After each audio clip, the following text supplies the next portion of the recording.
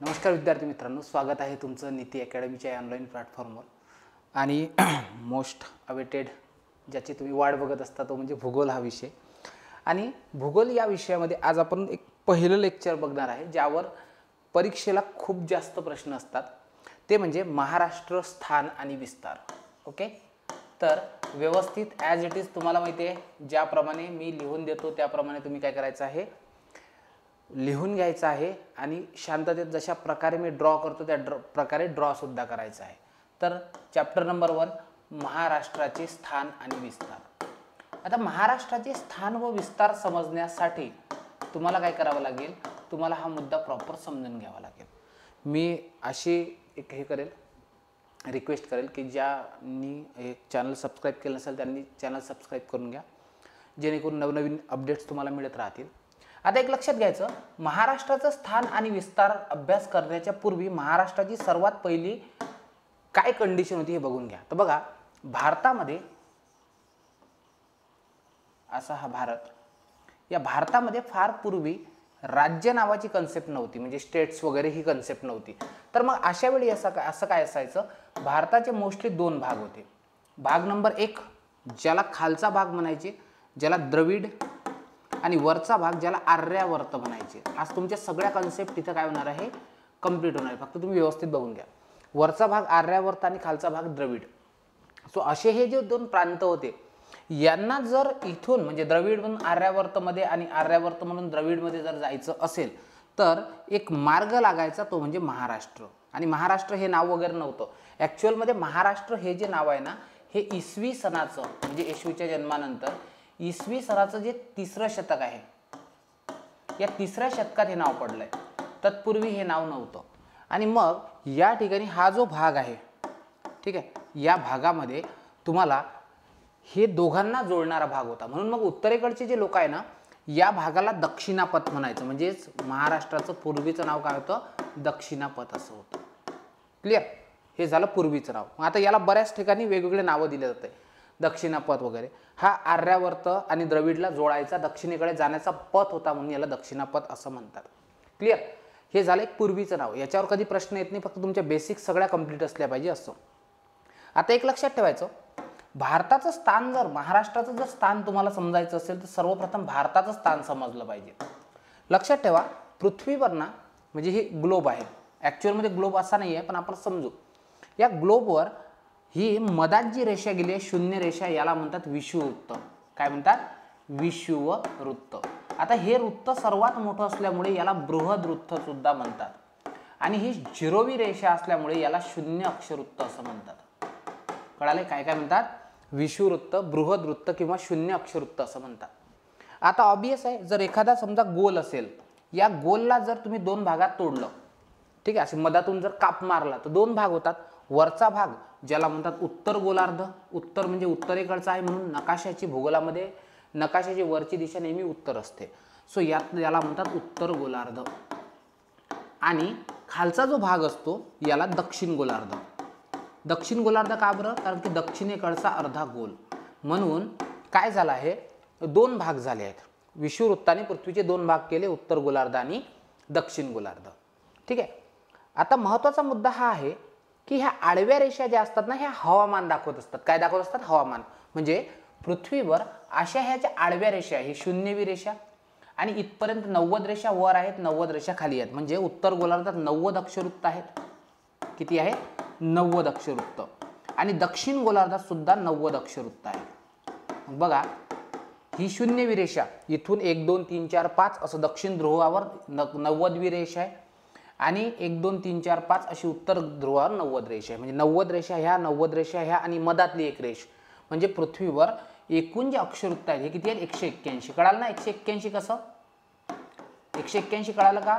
181 म्हणजे 90 वरचे 90 खालचे असेल ना. बघा, हे 0 1 2 3 4 5 6 7 8 9 10 90.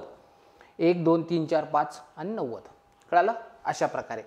आणि एक 0वी रेषा ही तर मोजावीच लागेल ना, रेषा आहे त्यामुळे. आणि काल्पनिक असतात, कोणी चुन्याने वगैरे आखली नाही, तर काल्पनिक रेषा आहे. कळालं? आता महत्त्वाचा मुद्दा हा आहे की उत्तर गोलार्धात 90 गोलार्धात 90 रेषा आणि एक मधातली रेषा, अशा 181 रेषा आहे. यामुळे आपल्याला हवामान प्रकार सांगता येतो. हवामान प्रकार कसं? तर लक्षात ठेवायचं सूर्यकिरण जे असतात ना, या सूर्यकिरणांचा सरळ जो प्रकाश पडतोय हा पडतो 0 ते 23.5 दरम्यान, म्हणजे 0 डिग्री ते 23.5व्या रेषेपर्यंत. 0 डिग्री ते 23.5व्या रेषेपर्यंत सूर्याची किरण नेहमी लंबरूप पडतात. आणि एक लक्षात ठेवायचं, जे किरण लंबरूप पडत असतात ना त्याचा प्रकाश खूप जास्त असतो. बघा ना, आता फॉर एक्झाम्पल माझ्यावर लाईट आहे, आता लाईटचा आणि माझ्या डोळ्यांचा अँगल 45चा आहे, मला त्रास होणार नाही. पण मी लाईटकडे जर बघितलं असं 90च्या अँगलमध्ये तर मला डोळ्याला प्रखरता जाणवेल. लेझर लाईट माहिती आहे ना, लेझर लाईट जेव्हा सरळ तुमच्या डोळ्यावर पडतो तेव्हा काय होतं माहिती आहे का, तेव्हा तुम्हाला डोळ्याला त्रास होतो. म्हणून लाईट असे व्हर्टिकल लावले असतात. सो सरळ जर 90च्या अँगलमध्ये जर प्रकाश पडत असेल तर ऑब्वियस आहे इथं उष्णता जास्त असेल, म्हणून हा तयार झाला कोणता कटिबंध, हा झाला उष्ण कटिबंध. कोणता? उष्ण कटिबंध त्या ठिकाणी तयार झालेला तुम्हाला दिसतोय. एक मिनिट फक्त, हा झाला उष्ण कटिबंध. उष्ण काय आहे समजलं ना, कारण की सूर्यप्रकाश नेहमी 90च्या अँगलमध्ये पडतो. उष्ण कटिबंध म्हणजे इथं उष्णता खूप जास्त असते म्हणून. त्यानंतर दुसरा महत्त्वाचा मुद्दा हा आहे की इथे 23.5 ते 66.5 अशी एक रेषा आहे. इथे 66.5 क्लिअर. आता ही जी 66.5 आहे ना, 23 पासून 66.5 पर्यंत याला समशीतोष्ण म्हणतात. समशीतोष्ण म्हणण्याचं काय कारण आहे समजलं का, कारण की समशीतोष्ण म्हणजे सम प्रमाणात शीत आणि उष्ण. ठीक आहे, म्हणजे हा पण काय असेल, हा पण समशीतोष्ण असेल. आणि ऑब्वियस आहे की जिथं उच्च अक्षवृत्तावर गेले, उच्च अक्षवृत्त समजतं ना, उच्च अक्षवृत्त म्हणजे खूप जास्त. आता बघा 0 म्हणजे कमी, 90 म्हणजे खूप जास्त, 90 म्हणजे उच्च अक्षवृत्त. कळालं. सो इथं जे कटिबंध दिसतो हा दिसतो शीत कटिबंध. शीत का बरं, कारण की इथं बर्फाळ प्रदेश आहे, नेहमी बर्फाळ असतो, इथं माणूसही राहू शकत नाही. सो असे 3 कटिबंध आहेत. म्हणून 0 ते 23.5 दरम्यान, चला बोला माझ्यासोबत, 0 ते 23.5 दरम्यान उष्ण कटिबंध, 23.5 ते 66.5 दरम्यान समशीतोष्ण, आणि 66.5 ते 90, कारण की शेवटची रेषा किती आहे 90 डिग्रीच्या दरम्यान शीतकटिबंध दिसतं. असे तुम्हाला हे 3 हवामान प्रकार दिसतात. हवामान प्रकार कशामुळे निर्माण झाले, तर जिथे 90च्या अँगलमध्ये किरण पडतात तो झाला उष्णकटिबंध, आणि जिथे अँगल कमी कमी होत जातो 90, इथे तर 90 वर तर फार कमी अँगल असेल. म्हणून लक्षात ठेवायचं, जेवढा अँगल कमी असतो तेवढं उष्णतेचं प्रमाण कमी असतं, जेवढा अँगल मोठा असतो तेवढं प्रमाण जास्त असतं. लक्षात ठेवायचं, लेझरवरून लक्षात ठेवा. क्लिअर झालंय. म्हणजे हवामान प्रकार दिसतात. म्हणून सांगायचं अक्षवृत्तामुळे तुम्हाला हवामान प्रकार आढळून येतात. आता एक लक्षात ठेवायचं की ज्यांना भूगोलाची माझी बॅच जॉईन करायची आहे त्यांनी सिंपल करायचं आहे. पवन सर्स नीती अकॅडमी हे आपल्या अकॅडमीचं ॲप आहे. ठीक आहे, या ॲपमध्ये जाऊन महाराष्ट्राचा आणि भारताचा भूगोल हा कोर्स परचेस करायचा आहे. आणि या कोर्समध्ये तुम्हाला संपूर्णतः महाराष्ट्र आणि भारताचा भूगोल शिकवलेला असेल. कळालं. म्हणजे तुमच्या एक लक्षात आलं, पृथ्वीवर ज्या अक्षरेषा आहेत, जे अक्षवृत्त आहेत, हे 3 प्रकारचे तुम्हाला दिसतात. कोणकोणते बघा. सर्वात महत्त्वाचं म्हणजे आता मी इथं व्यवस्थितरित्या ड्रॉ करतोय मोठ्या प्रमाणात. ठीक आहे, व्यवस्थित समजून घ्या. सर्वात पहिली रेषा आपण बघितली ती म्हणजे ही 0 रेषा. त्यानंतर जिथपर्यंत उष्णतामान खूप जास्त असतं ही झाली 23.5 रेषा. त्यानंतर उष्णतामान जिथं कमी असतं ते 66.5 म्हणजे मीडियम असतं तिथपर्यंत 66.5, आणि सर्वात शेवटची ती झाली उष्ण. असे पृथ्वीचे वेगळे कटिबंध निर्माण होतात. मग याला काय नाव दिलं, जिथं सूर्यकिरणांचा कोन हा 90 मध्ये असतो याला म्हणतात उष्ण कटिबंधीय प्रदेश. कोणता प्रदेश? उष्ण कटिबंधीय प्रदेश. हे व्यवस्थित समजून घ्या बरं. या चॅप्टरवर आधारित तुम्हाला सगळा सिलेबस आहे. ज्यांना वाटतंय सर हा आमचा मुद्दा झालाय त्यांनी सुद्धा परत बघा. ठीक आहे. सो हा झाला काय उष्ण कटिबंधीय प्रदेश. क्लिअर. त्यानंतर सर्वात वरचा भाग जो असतो याला काय म्हणतात शीत प्रदेश. याला काय म्हणतात शीत कटिबंधीय प्रदेश. शीत कटिबंधीय प्रदेश. आणि खालचा जो आहे याला शीत कटिबंधीय. ऑब्वियस आहे 3 प्रकारचे कटिबंध असतात. शीत कटिबंधीय प्रदेश. आता मला सांगा इथं थंड वारे, शीत कटिबंधात येणारे वारे थंड, उष्ण कटिबंधात येणारे वारे उष्ण. मग या दोघांचंही जर कॉकटेल झालं म्हणजे थंड पाणी आणि गरम पाणी तुम्ही जर सोबत सोबत केलं तर त्याचं कॉकटेल तयार होईल. म्हणून याला म्हणतात समप्रमाणात शीत आणि उष्ण, समशीतोष्ण कटिबंधीय प्रदेश. समशीतोष्ण कटिबंधीय प्रदेश. याला म्हणतात समशीतोष्ण, समप्रमाणात शीत आणि उष्ण कटिबंधीय प्रदेश. का म्हणतात कळालं का? याचं कारण असं आहे कारण की इथून गरम वारे येतात उष्ण आणि इथून थंड येतात, मग दोघांचं कोलॅब होतं. कळालं? म्हणून लक्षात ठेवायचं 0 ते 23.5 उत्तर आणि 0 ते 23.5 दक्षिण. समजा 23.5 उत्तर दक्षिण का? हा उत्तर गोलार्ध म्हणून उत्तर दक्षिण. इथं उष्ण कटिबंध दिसतोय. त्यानंतर 0, ठीक आहे, 0 23.5 ते 66.5 समशीतोष्ण उत्तर आणि 66.5 दक्षिण हा झाला समशीतोष्ण. आणि 66.5 ते 90, 66.5 ते 90 हा झाला शीतकटिबंध. 66.5 ते 90 शीतकटिबंध. ठीक आहे. मग सर याच्या मागे लॉजिक्स काय आहेत? तर लॉजिक्स फार मोठे, भरपूर लॉजिक्स आहेत, समजून घ्या. बघा, भारताच्या बद्दल जर तुम्ही बघितलं ना, भारत सांगतो मी, भारताबद्दल जर बघितलं, तुम्हाला माहित आहे या रेषेला मी काय म्हटलंय? याला म्हटलं बृहदवृत्त. बृहदवृत्त म्हणजे 0 अक्ष वृत्त. 23.5 उत्तर रेषा असतात, याला म्हणतात कर्कवृत्त. आणि तुम्हाला माहित आहे भारतातून कर्कवृत्त पार झालाय. 23.5 दक्षिण जी असते त्याला मकरवृत्त म्हणतात, मकरवृत्त. ठीक आहे. त्यानंतर 66.5 उत्तर याला म्हणतात आर्टिक वृत्त, आर्टिक वृत्त. ठीक आहे. आणि याला म्हणतात अंटार्क्टिक वृत्त. ठीक आहे. आणि जो पॉइंटेड असतो त्याला म्हणतात उत्तर ध्रुव 90 रेषेला, हा झाला दक्षिण ध्रुव. हा काय झाला? दक्षिण ध्रुव. सो अशा प्रकारे ध्रुव का म्हणतात माहिती आहे का?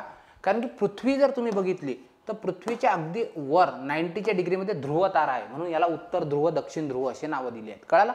समजलं? आता भारतात मी तुम्हाला सांगितलंय, बघा व्यवस्थित समजून सांगतोय मी. काय सांगितलंय की 23.5 जो आहे, 23.5 उत्तरला कर्कवृत्त म्हणतात, 23.5 दक्षिणला मकरवृत्त म्हणतात. आणि भारतातून कर्कवृत्त गेलाय म्हणजे ऑब्वियस आहे भारत कोणत्या गोलार्धात असेल? भारत असेल उत्तर गोलार्धात. कोणत्या गोलार्धात? उत्तर गोलार्धात. समजलं का तुम्हाला? भारतातून कर्कवृत्त पारित झालं म्हणजे याचा अर्थ असा आहे की भारताचं स्थान जर तुम्ही बघितलं तर भारत हा कोणत्या गोलार्धात आहे? उत्तर गोलार्धात. दक्षिण गोलार्धात आहे का भारत? नाही.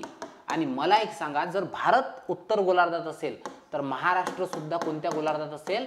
उत्तरच गोलार्धात असेल. मग सर कोणत्या रेषेपासून आहे? तुम्ही सांगितलं ना ह्या रेषा आहेत. तर बघा बाळांनो, ही जी रेषा आहे ना, ठीक आहे, ही जी रेषा आहे ही 8व्या रेषेपासून आहे.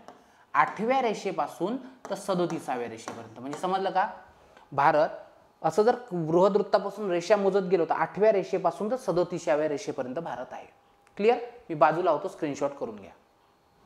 ठीक आहे. आधीचा स्क्रीनशॉट नसेल केला तोही करून घ्या. आपली भूगोलाची बॅच लॉन्च झाली आहे जी तुम्हाला प्लॅटफॉर्मवर मिळून जाईल, ॲपवर. ठीक आहे. कळालं? आता महत्त्वाचा मुद्दा हा आहे की भारताच्या संदर्भात मी तुम्हाला सांगितलंय की असा हा भारत आहे. आपण सर्व जे शिकतोय ना हे मॅपिंग बेस, लक्षात ठेवायचं. मॅपिंग बेस जे शिकतात ना त्यांना या विषयात कोणताही प्रॉब्लेम येत नाही, कारण की मॅपिंगवरच हा विषय आहे. सांगितलंय भारताचा अक्षवृत्तीय विस्तार जर तुम्हाला विचारलं, अक्षांश विस्तार, तर हा किती आहे? हा 8व्या रेषेपासून, ठीक आहे, तर 37व्या रेषेपासून. सध्या तुम्हाला मी जे कोऑर्डिनेट सांगतोय हेच फक्त लक्षात ठेवा. ठीक आहे. 8 4 ते 37 6 आहे. 8 अंश 4 मिनिटं ते 37 अंश 6 मिनिटं असं वाचतात. आणि कोणत्या गोलार्धात आहे आपण? आपण आहे उत्तर गोलार्धात. उत्तर गोलार्धात, म्हणून याला म्हणतात उत्तर गोलार्ध. सर हे झालं भारताचं. आपण सायमल्टेनियस दोन्ही शिकतो बरं. मग मला सांगा, भारताच्या संदर्भात जर तुम्हाला अक्षांश विस्तार विचारला, अक्षांश विस्तार, तर अक्षांश विस्तार किती असेल? चला बोला, बोला पटापट. सर 8 डिग्री 4 मिनिटे ते 37 डिग्री 6 मिनिटे किती? उत्तर गोलार्ध. आलं वाचता? कसं वाचतात? तर हे झालं काय? भारताच्या संदर्भात. मग सर हे कोणते दोन गावं आहेत की जे गावं सर्वात उत्तरेला आणि सर्वात दक्षिणेला आहे? तर सर्वात उत्तरेकडचं जे गाव आहे ज्याचं नाव आहे कन्याकुमारी. काय नाव आहे? कन्याकुमारी. आणि सर्वात, हे सर्वात दक्षिणेकडचं म्हणतोय, ओके, सर्वात उत्तरेकडचं जे गाव आहे ते आहे दप्तारा. आणि एक लक्षात ठेवायचं, दप्तार सध्याच्या भारतामध्ये नाही, कारण की हा पीओकेच्या भागात येतोय. आपलाच भाग आहे पण सांगतोय सध्या ते पीओके मध्ये आहे. क्लिअर? आता महत्वाचा मुद्दा हा आहे की भारताचा झाला. आणि महाराष्ट्राचा जर अक्षांश विस्तार विचारला तर मग काय सांगाल? तर मी तुम्हाला आधी सांगितलंय महाराष्ट्रामधून कर्कवृत्त जात नाही. कर्कवृत्त कुठून जात आहे? मध्य प्रदेशमधून. हा आहे महाराष्ट्र, हा आहे महाराष्ट्र. मग सर महाराष्ट्राचा अक्षांश विस्तार किती आहे? तर बघा महाराष्ट्राचा अक्षांश विस्तार हा तुम्हाला दिसतोय 15 पासून 22 पर्यंत. म्हणजे बघा 8व्या रेषेवर कन्याकुमारी आहे. तर महाराष्ट्राचं हे जे गाव आहे सर्वात खालचं कोल्हापूर मधलं चंदगड तालुक्यातील गाव, तर हे 15व्या रेषेपासून आहे. 8वी 9वी 10वी अशी 15वी. ठीक आहे. 15व्या रेषेपासून म्हणजे 15 डिग्री 44 मिनिट ते इथं 22व्या रेषेपर्यंत. कोणत्या रेषेपर्यंत? 22 मिनिट. व्यवस्थित लक्षात घ्या 22 मिनिटे. ठीक आहे. ज्याला काय म्हणतोय 22.6 आणि कोणत्या गोलार्धात आहे? उत्तर गोलार्धात. म्हणून महाराष्ट्राचा जर अक्षांश विस्तार तुम्हाला विचारला महाराष्ट्राचा तर काय सांगायचं?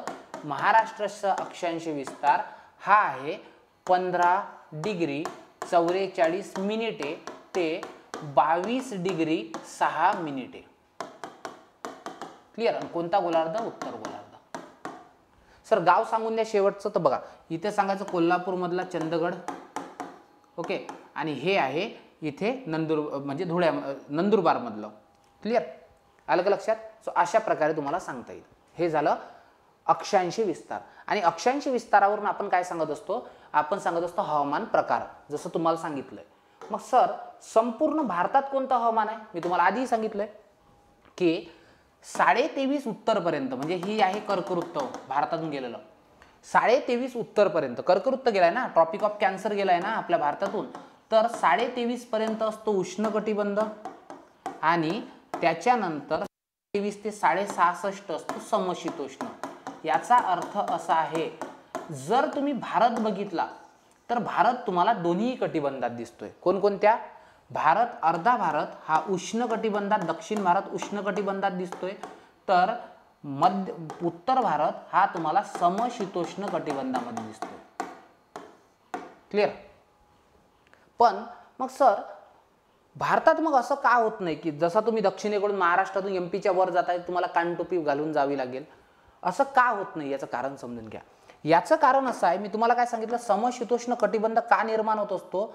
तो निर्माण होण्याचं कारण म्हणजे इथून शीतकटिबंधाकडून थंड वारे येतात, उष्ण कटिबंधाकडून उष्ण वारे येतात, त्या दोघांचं कोल्याप होऊन ते बनतंय. पण एक लक्षात ठेवा भारतात ना एक मोठी भिंत आहे.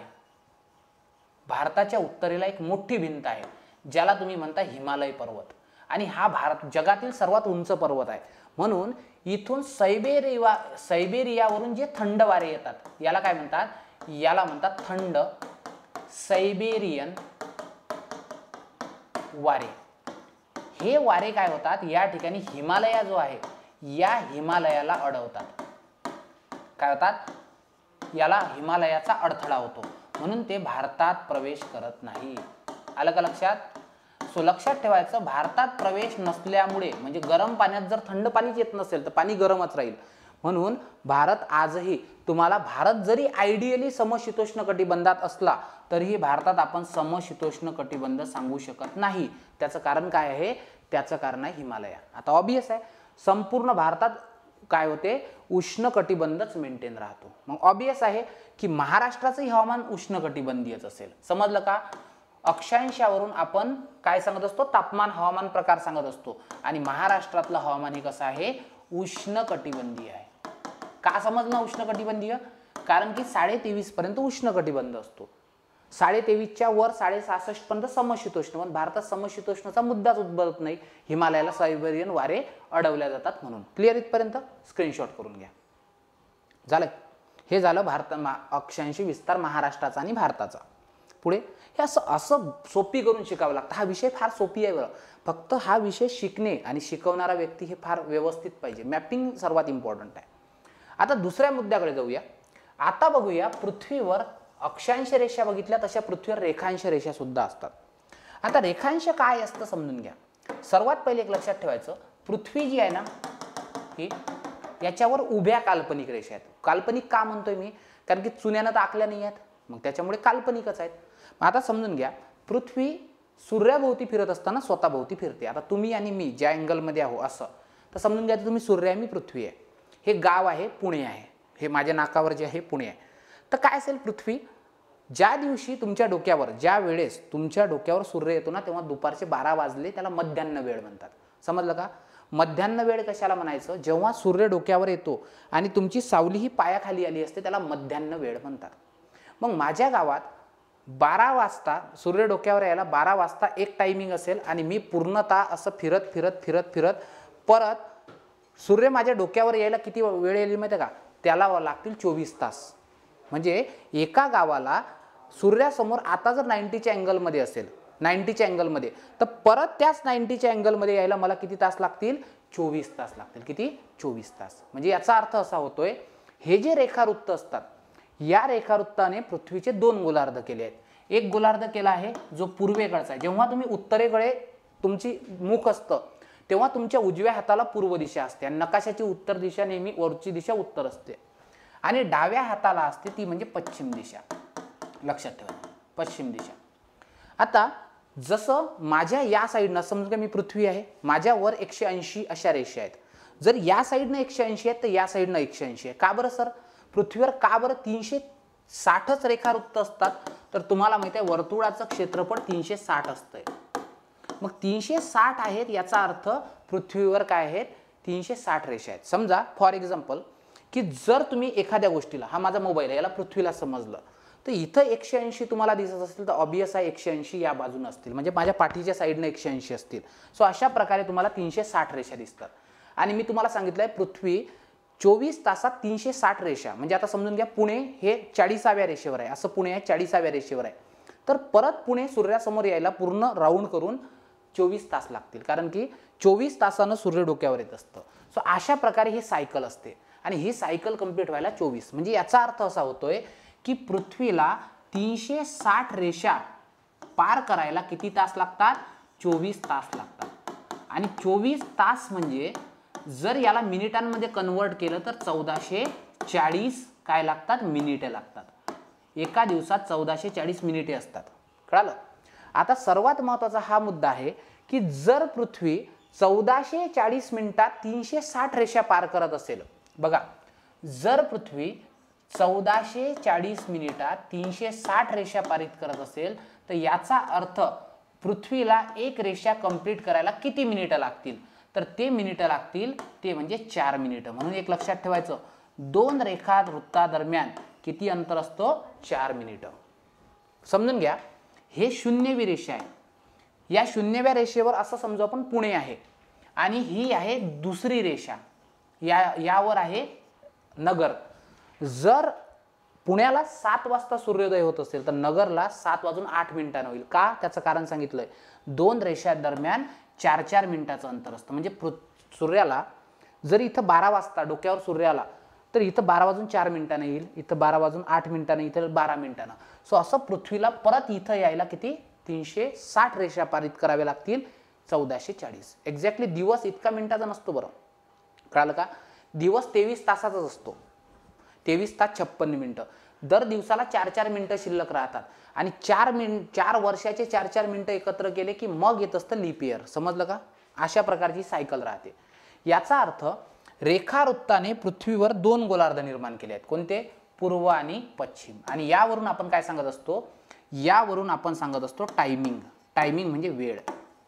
आलं का लक्षात? टायमिंग यावरून निर्धारित केल्या जाते. मग सर जगाची टायमिंग कशी ठरवली आहे याचा स्क्रीनशॉट करून घ्या एकदा व्यवस्थित. ठीक आहे, जगाची टायमिंग कशी ठरवली आहे समजून घ्या. आपण काय केलं माहिती आहे का? आंतरराष्ट्रीय वार रेषा डिसाईड केली की हे बघा, हे जे 0 अक्षरवृत्त आहे, हे 0 अक्षरवृत्त आपण ठरवलं ग्रीनिचला. ग्रीनिच कुठे आहे? ग्रीनिच आहे लंडन. मग इथून सगळ्या जगाची वेळ ठरवल्या जाते आणि याला म्हणतात Greenwich meridian time, GMT. Okay, लक्षात ठेवायचं, भारत जो आहे हा पूर्व गोलार्धात आहे. इंडिया कुठे आहे? इंडिया तुम्हाला दिसतोय पूर्व गोलार्धात. ओके, म्हणून आपण म्हणतो ना ईस्टर्न कंट्रीज, वेस्टर्न कंट्रीज आणि अमेरिका वगैरे जे आहेत हे झाले पश्चिमात्य देश किंवा पश्चिमेकडील देश. आता मी तुम्हाला ऑलरेडी सांगितलं आहे की जर तुम्ही बघितलं तर तुम्हाला असं जाणवेल, ठीक आहे, की दर 4 मिनिटाला एक एक काय होते? रेषा. म्हणजे दर एका रेषेला 4 मिनिटाचं अंतर असतं. आता आपण भारताचा विस्तार बघू. अक्षांश विस्तार तर आपण बघितलाय 8 4 ते 37 6. आता आपण जो विस्तार शिकतोय हा विस्तार शिकतोय रेखावृत्तीय. रेखावृत्तीय म्हणजे काय, याचा अर्थ असा होतोय की सर्वात पश्चिमेकडील गाव ऑब्वियस आहे गुजरातमध्ये असेल. काय आहे गावाचं नाव, गुजरात मधलं आहे गौर मोटा किंवा घुमर मोटा. ठीक आहे, मोठा भाईवरून तुमच्या लक्षात येईल. आणि सर्वात पूर्वेकडील गाव आहे ज्याचं नाव आहे किबिथू. काय नाव आहे, किबिथू. आणि किबिथू कुठे आहे, ते आहे अरुणाचल प्रदेशमध्ये. कुठे, अरुणाचल प्रदेशमध्ये किबिथू आहे. आता ऑब्वियस आहे सर भारत हा कोणत्या रेषेपासून कोणत्या रेषेवर येतोय, तर बघा भारताची जी सुरुवातीची रेषा आहे, ठीक आहे मी काय सांगतोय भारताबद्दल, ती आहे 68वी रेषा. कितवी, 68वी. 68 7. आणि कोणत्या गोलार्धात, पूर्व गोलार्धात. आणि शेवटची जी रेषा आहे, ठीक आहे, तर ही रेषा आहे 97 24 किंवा 97 25. आणि ऑब्वियस कोणत्या गोलार्धात, पूर्व. म्हणजे महाराष्ट्रामध्ये जे गोलार्ध, भारतामध्ये जे गोलार्ध आहे म्हणजे पूर्व गोलार्धात जे रेखावृत्त आहेत हे 68 पासून 97 पर्यंत आहे. मग तुम्हाला काय सांगितलं, प्रत्येक मिनिटात 4 4 मिनिटाचं अंतर असतं प्रत्येक रेषेत. मग तुम्ही विचार करा 97 - 68 म्हणजे 31 रेषा आहेत, 29 रेषा आहेत. म्हणजेच याचा अर्थ जर सूर्य पूर्वेकडून उगवत असतो, इथं जर 7 वाजता सूर्य उगवत असेल, सूर्योदय होत असेल, ठीक आहे, तर ऑब्वियस आहे इथं 2 तासानंतर होईल. कारण की बघा ना प्रत्येक रेषेत किती अंतर आहे, एक मिनिट बघता, प्रत्येक रेषेत किती अंतर आहे, 4 मिनिटाचं अंतर आहे. बरोबर, प्रत्येक रेषेत 4 4 मिनिटाचं अंतर आहे. भारतातून किती रेषा आहेत, भारतात 29 रेषा आहेत. बरोबर ना, 68 69 70 71 72 असं करत 29 रेषा आहेत. मग 29 रेषा गुणिला 4 म्हणजे याचं अंतर किती होतं, याचं होतं 118 मिनिटं. लक्षात घ्या 118 मिनिटं म्हणजे 2 तास. म्हणजे याचा अर्थ असा आहे इथं जर सूर्योदय 5 वाजता होत असेल तर आपल्याकडे 7 वाजता होईल, इथं 7 ला होईल तर आपल्याकडे 9 होईल. कारण की पूर्वेकडून होत असतं ना. म्हणून माहिती आहे का, पूर्वोत्तर भारतातले जे लोक आहेत ना हे वेगळ्या टाइम लाईनची मागणी करून राहील. त्यांचं म्हणणं काय आहे की जेव्हा आमच्याकडे सूर्योदय होतं तेव्हा तुम्ही अंगावर कंबल घेऊन झोपले असतात महाराष्ट्रातले लोक. जेव्हा आम्ही आमची ऑफिसमध्ये काम करत असतो तेव्हाच आमच्याकडे दिवस बुडतो. म्हणजे तिथे सूर्योदय आपल्यापेक्षा 2 तास आधी होतो आणि सूर्यास्त सुद्धा आपल्यापेक्षा 2 तास आधी होतोय. म्हणजे ते लोक जेव्हा 10 वाजता ऑफिसला जातात तेव्हा त्यांना 12 वाजताचा फील येतो आपल्याकडचा. आणि जेव्हा ऑफिस टायमिंग 6 ला संपतो ना तेव्हा ते लाईट लावून त्यांना काम करावं लागतं. सो असं त्यांचं ते रुटीन चेंज होतं. म्हणून ते वेगळ्या टाइम लाईनची मागणी करू राहिले, त्याला चाय बागान टाइम म्हणतात. मग मला सांगा संपूर्ण भारतात जर 120 मिनिटाचं अंतर असेल तर किती मोठी प्रॉब्लेम तयार होईल. म्हणून आपण काय केलंय, आपण या ठिकाणी एक रेषा मधातली बरोबर रेषा घेतली आणि या दोघांचाही मिड जर तुम्ही बघितला तर हा आहे 82.5 रेषेवर. कितव्या, 82.5 रेषा. आणि ही 82.5 रेषा जी आहे हे गाव आहे नैनी मिर्झापूर. कोणतं गाव आहे, नैनी मिर्झापूर. आणि नैनी मिर्झापूर कुठं आहे, यूपी मध्ये. आणि शंकरगड किल्ला आहे. कोणता किल्ला, शंकरगड किल्ला. शंकरगड किल्ला नैनी मिर्झापूर यूपी इथून हे रेषा जाते. या रेषेपासून बरोबर इथं 12 वाजले की समजून घ्यायचं संपूर्ण भारतात 12 वाजले. का बरं, कारण की हे गाव मिड मध्ये आहे. बरोबर इथूनही 1 तास आणि इथूनही 1 तास अशा मिड मध्ये तुम्हाला काय दिसतंय, हे प्रॉपर गाव दिसतंय. क्लिअर. ह्या 2 फार महत्वाच्या इथं कन्सेप्ट आहेत. मग आणि ही झाली जीएमटी आणि भारताची प्रमाण वेळ म्हणजे याला म्हणतात इंडियन स्टँडर्ड टाइम, याला म्हणतात IST. अशा रेषा आपण ठरवल्या आहेत. क्लिअर. हे लिहून घ्या, याचे आणखी काही बेसिक्स कव्हर करतो बरेचसे. ठीक आहे. काय सांगितलं तुम्हाला मी सांगितलं आहे की इथं ओके जगाची जी वेळ आहे संपूर्ण जगाची ही कुठून ठरवली आहे, ही ठरवली आहे GMT वरून, ग्रीनविच मेरिडियन टाइम. आणि इथं जर 12 वाजले तर समजून घ्यायचं सगळ्या जगात. आणि हे रेखावृत्तावर आहे. ओके. भारताची जी वेळ आहे ही आहे 82.5 रेषेवर. कितव्या, 82 डिग्री 30 मिनिटं या रेषेवर. आणि कोणत्या, पूर्व गोलार्धात. याचा अर्थ 82.5 रेषा जर तुम्ही बघितलं प्रत्येक रेषेत 4 मिनिटाचं अंतर, याचा अर्थ 82 रेषा गुणिला 4, 4 2 8, 8 चूक 32, 328 मिनिटं. आणि एक अर्धी रेषा म्हणजे 0.5वी रेषा गुणिला 4 जर केलं तर 2 मिनिटं. हे याचा अर्थ की भारतीय प्रमाण वेळ ज्याला आपण काय म्हणतो इंडियन स्टँडर्ड टाइम, ही IST जी आहे ही IST तुम्हाला किती मिनिटांनी पुढे दिसते? 330 मिनिटांनी. याचा अर्थ असा आहे की जर या ठिकाणी लंडनमध्ये जर 12 वाजले असतील तर भारतात 5.5 तास पुढे असेल. म्हणजे रात्रीचे 12 वाजले असतील तर भारतात पहाटेचे 5.5 वाजले असतील. इथं 1 वाजला असेल तर आपल्या इथं 6:30. म्हणून तुम्हाला विचारतात भारतीय प्रमाण वेळ ही ग्रीनिच वेळेपेक्षा किती तासाने पुढे आहे? तर 5.5 तासाने. एक्झाम्पल मध्ये विचारतात, जर इथं 1 वाजला असेल तर भारतात किती वाजले असतील, असे एक्झाम्पल विचारतात. आणि ही रेषा कुठून गेली आहे? ही रेषा गेली आहे शंकरगड किल्ला, नैनी नावाचं गाव आहे, मिर्झापूर नावाचा जिल्हा आहे आणि कुठे आहे? यूपी मध्ये. ही झाली प्रमाण वेळ. कळालं का? आलं लक्षात? सो म्हणून एक लक्षात आलं की रेखावृत्तावरून काय ठरत असतात? रेखावृत्तावरून हे तुमचे काय ठरतात? त्या ठिकाणी प्रमाण वेळ ठरत असते, वेळ ठरत असते. समजलं का? अक्षरवृत्त आणि रेखावृत्तामध्ये काय फरक आहे? एकूण एक PYQ तुमचा आतापर्यंत सॉल्व्ह झाला असेल, बघून घ्या. हे लेक्चर केल्यानंतर PYQ तुम्ही काय करायचं आहे? सॉल्व्ह करायचे. इथपर्यंत क्लिअर झालं? म्हणजे बघा, तुम्हाला एक समजलं, पृथ्वीवर ज्या आडव्या काल्पनिक रेषा आहेत त्यांनी पृथ्वीचे 2 गोलार्ध केला, उत्तर गोलार्ध आणि दक्षिण गोलार्ध. ठीक आहे, याला अक्षांश विस्तार म्हणतात. पृथ्वीवर ज्या उभ्या काल्पनिक रेषा आहेत त्यानं पृथ्वीचे 2 गोलार्ध केले, पूर्व गोलार्ध आणि पश्चिम गोलार्ध. ओके. आणि एक लक्षात ठेवायचं, यावरून आपण हवामान प्रकार सांगत असतो, उष्णकटिबंधीय, समशीतोष्ण वगैरे. आणि यावरून काय करत असतो? यावरून आपण प्रमाण वेळ ठरवत असतो. असा आडवा भारत किती आहे याला म्हणतात अक्षांश विस्तार. म्हणून अक्षांश विस्ताराचं उत्तर नेहमी उत्तर किंवा दक्षिण गोलार्ध येतं.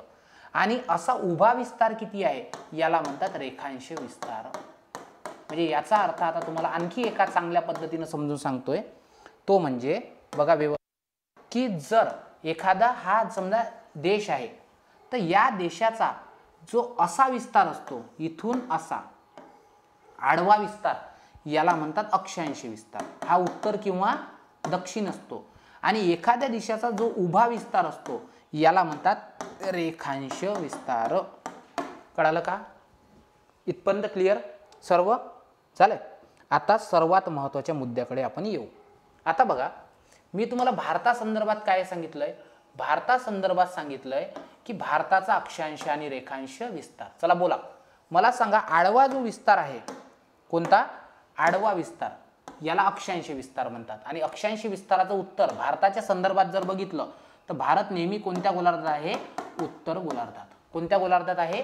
उत्तर गोलार्धात. आणि जर तुम्ही बघितलंय भारताचा जो असा विस्तार आहे, इथून इथे असा जर बघितला तर याला म्हणतात रेखांश विस्तार. आणि भारत पूर्व गोलार्धात आहे. कोणत्या गोलार्धात आहे? पूर्व गोलार्धात. याचाच अर्थ भारत उत्तरच्या पूर्व गोलार्धात आहे, भारत उत्तर पूर्व गोलार्धात आहे. चला, मी तुम्हाला गावांची नावं काय काय सांगितली बोला. गावांची नावं सांगितली सर. भारतातलं सर्वात उत्तरेकडील जे गाव आहे त्याचं नाव आहे किबिथू. काय आहे? सॉरी, माय बॅड, दप्तार. कोणता आहे? दप्तार. कुठे आहे सध्या? POK मध्ये, लडाख प्रांतामध्ये. ओके. आणि सर्वात खालचं कोणतं आहे? कन्याकुमारी. कन्याकुमारी याच्या खाली भारत आहे बरं, फक्त तो बेटांमध्ये आहे. ही मुख्य भूमी आहे. ठीक आहे. कन्याकुमारी कुठे आहे? तमिळनाडूमध्ये. TN म्हणजे तमिळनाडू. ही जी तुम्हाला ही PDF आहे, जी लिहितोय मी, ही PPT तुम्हाला अवेलेबल केली असेल आपल्या चॅनलवर. ठीक आहे. आणि कोर्स जो आहे तो आपल्या YouTube चॅनलवर तुम्हाला ॲपवर तुम्हाला अवेलेबल झाला असेल. ठीक आहे. आणखी काही डिटेल असतील तर तुम्ही अकॅडमीच्या नंबरवर कॉल करू शकता. चालेल. दप्तार कुठे आहे? लडाखमध्ये. आणि इथे जर तुम्ही बघितलंय, इथे तुम्हाला दिसतं गौरमोटा किंवा घुमर मोठा याला म्हणतात. आणि हे कुठं आहे? हे गुजरातमध्ये. आणि सर्वात पूर्वेकडचं गाव आहे किबिथू. आणि किबिथू कुठे आहे? अरुणाचल प्रदेशमध्ये. कुठे? अरुणाचल प्रदेश. कळालं? चला बोला. आता मला सांगा, भारताचा अक्षांश आणि रेखांश विस्तार किती? पाठ झाला असेल कन्सेप्ट सहित बरं, असं नाही की आपण फक्त हे करतोय. चला बोला, मला सांगा भारताचा विस्तार कुठे आहे? भारताचा विस्तार 8 डिग्री 37 उत्तर. समजते ना? 8 डिग्री 37 मिनिटं उत्तर ते बघा 8. ठीक आहे. 8:04 पासून 1 मिनिट फक्त. 8:04 उत्तर ते 37 डिग्री 6 मिनिटे उत्तर गोलार्ध. क्लिअर? हा झाला भारताचा अक्षांश विस्तार, कारण की मी तुम्हाला आधी सांगितलं जो आडवा विस्तार असतो ना याला म्हणतात अक्षांश विस्तार, ठीक आहे. आणि जो उभा असतो असा, म्हणजे याला उभा म्हणू याला आडवा म्हणू, आडवा जर तुम्ही बघितलंय तर तो तुम्हाला असा दिसेल. एक मिनिट पेनचा कलर चेंज करतोय, ठीक आहे.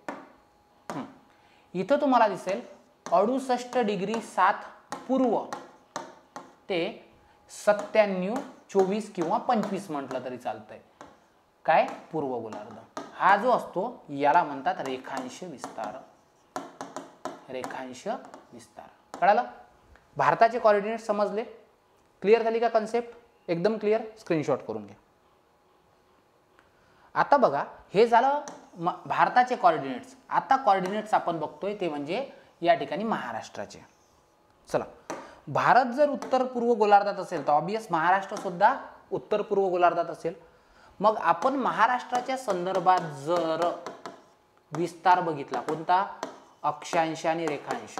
फक्त एक लक्षात ठेवायचं, माझं लेक्चर करत असताना प्रॉपर लक्ष द्यायचं, कारण की मी शिकवताना फालतू इतरच्या गोष्टी करत नाही, ठीक आहे. टॉपिक जो आहे तो टॉपिक कंप्लीट झाला पाहिजे, फुल कव्हरेज मिळाला पाहिजे. आणि एक प्रॉमिस करतोय, माझा टॉपिक केल्यानंतर तुमचा प्रत्येक PYQ सॉल्व्ह झाला असेल, ज्या आयोगानं काही विचारलं असेल, ठीक आहे. तर जर बघितलं तर ऑब्वियस महाराष्ट्रातलं सर्वात उत्तरेकडचं गाव हे असेल, महाराष्ट्रातलं सर्वात दक्षिणेकडचं हे असेल, महाराष्ट्राचं सर्वात पश्चिमेकडील आणि सर्वात पूर्वेकडील गाव जे असेल हे असेल. क्लिअर? मी तुम्हाला काय सांगितलं, महाराष्ट्राचा जर आडवा विस्तार असा जर उभा विस्तार बघितला तर या उत्तर दक्षिण विस्तार जो आहे या विस्ताराला आपण काय म्हणतोय, अक्षांश विस्तार. आणि तो किती आहे बघा, 15 डिग्री 37 मिनिटे उत्तर गोलार्ध. हे उत्तरच पाहिजे बरं. हां, तर 22 डिग्री 44 मिनिटे. क्लिअर? काय सांगितलं? किंवा यालाच असं म्हणू शकता. एक मिनिट फक्त, थोडं ना कन्फ्युजन झालंय. एक मिनिट फक्त.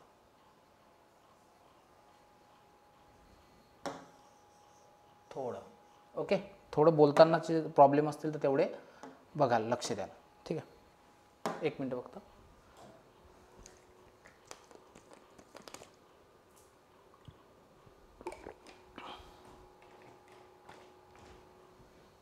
हां, 15:44 उत्तर ते 22:06 उत्तर. क्लिअर? मला सांगा किती रेषा आहेत मग? 15 ते 22 किती रेषा? 7 रेषा. आता ऑब्वियस आहे 7 रेषा आहेत तर किती किलोमीटर अंतर असेल दोन गावांमध्ये? म्हणजे नंदुरबार ते कोल्हापूर म्हणा किंवा सिंधुदुर्ग म्हणा यांच्या दरम्यान 7. म्हणजे याचा अर्थ महाराष्ट्राचा उत्तर दक्षिण विस्तार हा 700 किलोमीटर आहे. इथपर्यंत क्लिअर सर्वांना? आता बघूया आपण रेखांश विस्ताराबद्दल. तर 72-36 पूर्व ते 80-54 80-54 उत्तर असा आहे. किती रेषा आहेत बोला? रेषा आहेत सर 8 रेषा, कारण की 72-80 मध्ये -8 रेषा आहे ना, तर 800 किलोमीटर. याचाच अर्थ एक कन्क्लुजन तुम्ही असं काढू शकता की महाराष्ट्राच्या उत्तर दक्षिण गोलार्धापेक्षा महाराष्ट्राचा पूर्व पश्चिम विस्तार हा तुम्हाला 100 किलोमीटरने अधिक दिसतोय, कारण की असा 700 असा 800. क्लिअर? क्लिअर? चला, अक्षांश विस्ताराबद्दल बोला. सर्वात पहिले अक्षांश विस्ताराच्या संदर्भात जर बघायचं झालं, कितीपासून किती आहे? 15:44 ते 22:06 उत्तर गोलार्ध. आणि रेखांश जर म्हटलं तर रेखांश तुम्हाला किती सांगता येईल? 72-36 ते 80-54. क्लिअर? आणि कोणता गोलार्ध? पूर्व. आयोग चुका कुठे देतं माहिती आहे का? आयोग चुका देते इथं. इथं उत्तरच्या जागी दक्षिण करेल, पश्चिम करेल. ठीक आहे? कळालं? स्क्रीनशॉट करून घ्या प्रॉपर. समजलं का तुम्हाला? म्हणजेच याचा अर्थ असा होतोय की महाराष्ट्र हा उत्तर पूर्व गोलार्धात आहे. आता महाराष्ट्राचा आपण काय बघतोय? स्थान आणि विस्तार. स्थानावर आपण बोललोय. चला बोला, मला सांगा अक्षांश दृष्ट्या भारत कोणत्या महाराष्ट्र कोणत्या गोलार्धात आहे? उत्तर गोलार्ध. आणि रेखांश दृष्ट्या तो कोणत्या गोलार्धात आहे? तो आहे पूर्व गोलार्धात. झालं? म्हणजेच आयोग काय वाक्य वापरेल माहिती आहे का? की महाराष्ट्र हा पृथ्वीवर उत्तर पूर्व गोलार्धात आहे किंवा उत्तरच्या पूर्व गोलार्धात आहे, हे विधान बरोबर आहे. दुसऱ्या मुद्द्याकडे येऊ की सर मग महाराष्ट्र हा पृथ्वीवर जर तुम्ही बघितलं, पृथ्वीवर स्थान, तर पृथ्वीवर उत्तर पूर्व गोलार्धात स्थान दिसतंय. आणि जर भारतात स्थान म्हटलं, ठीक आहे, भारतामध्ये महाराष्ट्र कुठं आहे? ओके, भारतामध्ये महाराष्ट्र कुठं आहे? ऑलरेडी तुम्हाला सांगितलंय, हे बघा, हा असा भारत आहे. या भारतामध्ये असं 23.5 रेषेच्या खाली महाराष्ट्र दिसतोय. म्हणजे महाराष्ट्र हा तुम्हाला पश्चिम दिशेला दिसतोय, बरोबर ना? आणि पश्चिमच्या भागात तुम्हाला दिसतोय. मोस्टली उत्तर काय देईल? पश्चिम. कळालं? बघा व्यवस्थित आपण काय काय शिकतोय. चला बघा, सुरुवातपासून आपण बघू आपण काय काय शिकतोय. महाराष्ट्राचं स्थान आणि विस्तार एकदम कन्सेप्ट सहित सर्वात पहिले सांगितलंय उत्तर गोलार्ध आणि दक्षिण गोलार्धामध्ये काय फरक असतो. त्यानंतर सांगितलंय की अक्षरवृत्तावरून काय ठरतंय, ठीक आहे, हवामान प्रकार. त्यानंतर भारत हा उष्ण आणि समशीतोष्ण असताना सुद्धा भारतात उष्णकटिबंधच का मेंटेन आहे याचं कारण तुम्हाला समजून सांगितलंय.